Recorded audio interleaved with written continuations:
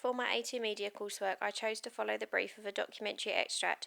This brief stated, an extract from a new documentary TV programme lasting approximately 5 minutes, together with two of the following three options. A radio trailer for the documentary, a double-page spread from a listings magazine focused on the documentary, and a newspaper advertisement for the documentary. From the three options, I chose to create a newspaper advert and a double-page spread article for my ancillary task. My documentary follows the story of the charity Help for Heroes and includes interviews with members of the team and war veterans.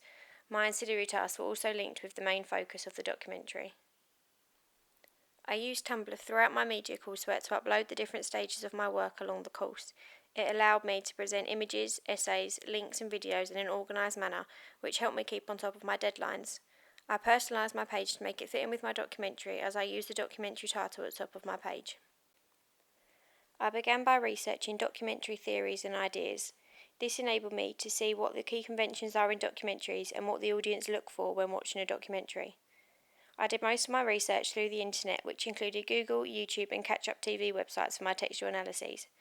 I completed textual analyses of my ancillary tasks, which helped me when I came to planning my own newspaper advert and double-page spread.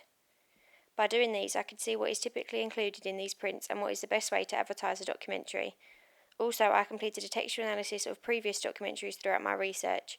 I watched a variety of documentaries to widen my knowledge of the key conventions and how these portray the topic or the people in the documentary. Due to already having an idea focusing on the armed forces, I wanted to analyse documentaries that focused on specific people and their lives. Also, because of the idea about focusing my documentary on a charity, I watched a documentary that told the story of a food bank to see how they portrayed the charity without making it seem like it wanted money from their audience.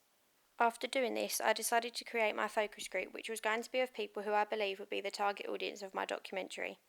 I created this group on Facebook, which enabled me to involve everyone in my focus group and to be able to contact the group as a whole. By using Facebook, it allowed me to upload ideas, videos and images, and to then gain quality feedback from the group about what they would prefer to see in my documentary. Also, the Facebook group let me have continuous feedback on my documentary and ancillary tasks, which enabled me to create a documentary and print task that my target audience would enjoy.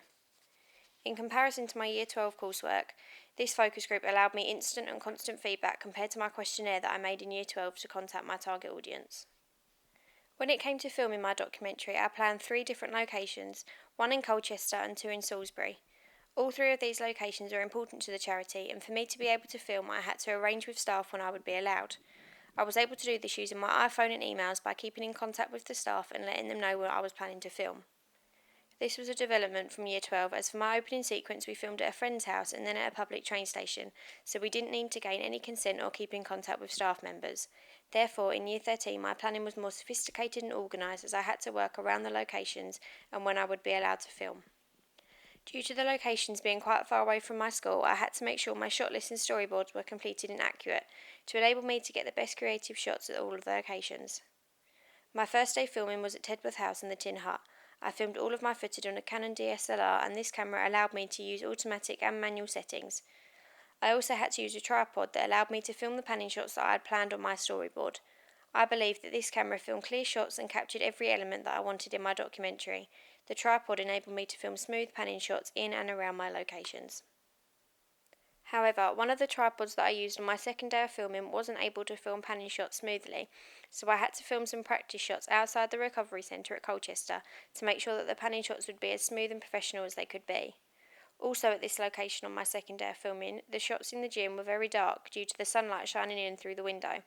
This meant that I had to try and change the lighting in the room by closing the curtains and then by also changing and experimenting with the different camera angles around the room.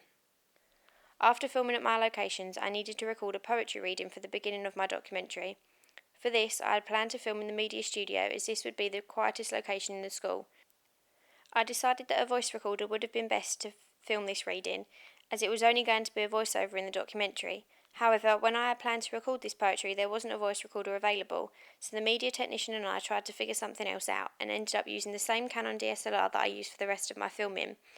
As I only needed the sound from the footage, I positioned the camera microphone near my poetry reader to get the best sound that I could from using a camera.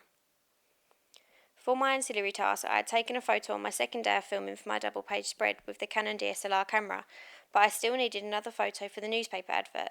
I had planned to take this photo in the media studio with other students for my class again, with the Canon DSLR camera. I decided to take this photo in this location as it enabled me to have a blank landscape, and I could also alter the lighting in the studio to get the best possible photos that emphasised the colours of the charity wristbands. Finally, in the post-production stages for my documentary, I used Final Cut for the editing and LiveType to design the title of my documentary. Using Final Cut for editing was quite simple in terms of making the documentary flow. However, the difficult part of editing was having the text over the top of the footage. I originally had the text appear on the screen straight away, but I decided to change this and look at the available effects on Final Cut, such as typewriter effect or scrolling text. The typewriter effect seemed to work the best for all of my text to be shown on the screen at the same time. After I had chosen this effect, I had to make sure that the text was easy to read on the screen for my audience. One of the pieces of footage made the white font difficult to read, so I had to insert a black overlay behind the text as I didn't want to change the font because the rest of the text was all white. When it came to using Photoshop for my ancillary tasks, this was a challenge for me as I had never used Photoshop before.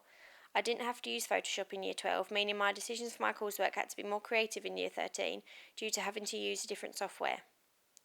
Because of this, I decided to play around with it first by looking at the different effects available to me and what would look best on my final products.